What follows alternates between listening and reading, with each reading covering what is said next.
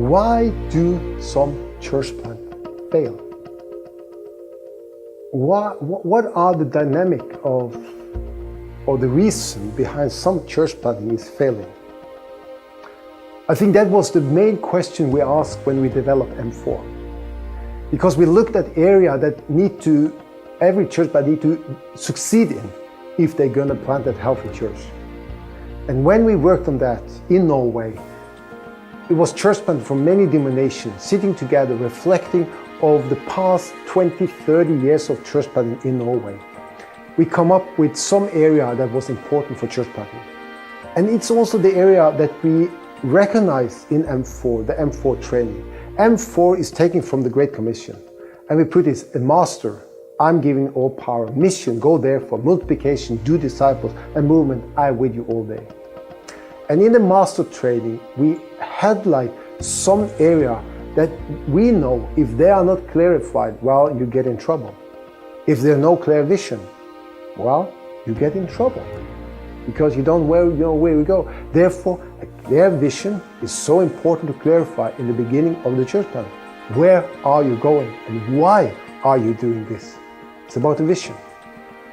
But also the team. If there's unclear commitment, unclear roles, unclear leadership in the starting team, well, you get in trouble. We have seen it again and again.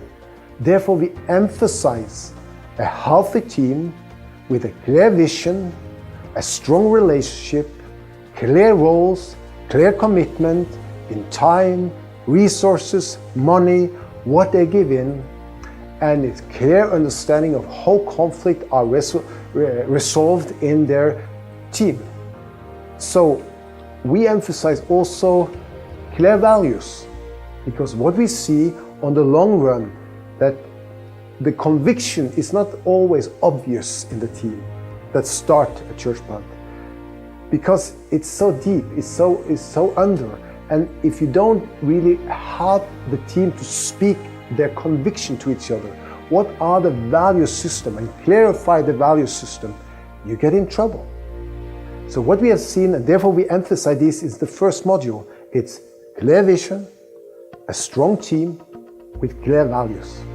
Because what we see is that if you have unified vision, unified in relationship, and unified in value system, you are so strong moving forward. Therefore, this is the thing we emphasize in the first module, in the master. God has called you. He has called you with a vision. He has given you people around you to really work together with. And there are some basic values that need to be clarified, and you need to know where you're going in the next 2-3 years. So, this is one thing. If you don't work on this, probably you will fail in the church plant. And many have done that. The second thing we have worked on is the mission. Well, go therefore, win people for Christ. And we have seen many church plants that are really not reaching people for Christ. And that if you don't reach people for Christ, you will not grow a healthy church. So there has to be a clear emphasis all the time how you can reach people for Christ. The third one is discipleship. It's multiplication. It creates a rhythm of discipleship. It's create clear structure in a way that when new people come to faith, what will they get? What food do you give them? What are they coming into? What culture do they take them into? Because we believe that faith is not taught, it's caught, it's transferred to the life of the first group of people. I remember Paul was saying that in 1 Thessalonians chapter 2. And he's saying that we don't only come with the gospel, we give you our own life. And it's really bonding together with no bounding, no transfer. And it's the culture who really brings a discipling culture who really transfer the life of Christ to the other. So the question in the multiplication part is, what type of discipleship culture are you creating? Are you creating a culture that people can imitate you in the way you live your Christian life, in your family?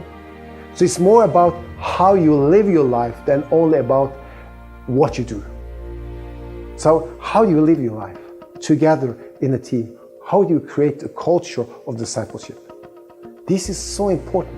And we have seen a lot of churches stop growing because they are not made disciples of people, of new people coming in, growing in faith and following Christ. And the fourth thing is movement. I'm with you all the day, Jesus said. But to really create a movement, you need to think in getting up new leaders, multiplying new communities, and building something that is multiplying in your new church. So we have said, if you fail with an unclear vision, a not committed team, and a diversity in value system, you are in trouble. If you don't reach new people, well, the church will not grow. If you don't work on a healthy discipleship way of doing discipleship, well, the church will stop growing. And if you don't multiply leaders, a new community, and new groups, and have a vision for multiplying your work 3 to 5 to 7 years from now, well, this is one of the most key important growth factors of multiplying your own community. So this is some of the questions why new churches are failure, and why M4 have put in these important issues in their training to secure that the church planter and the team have a healthy process during the first 3-4 years of the church plant.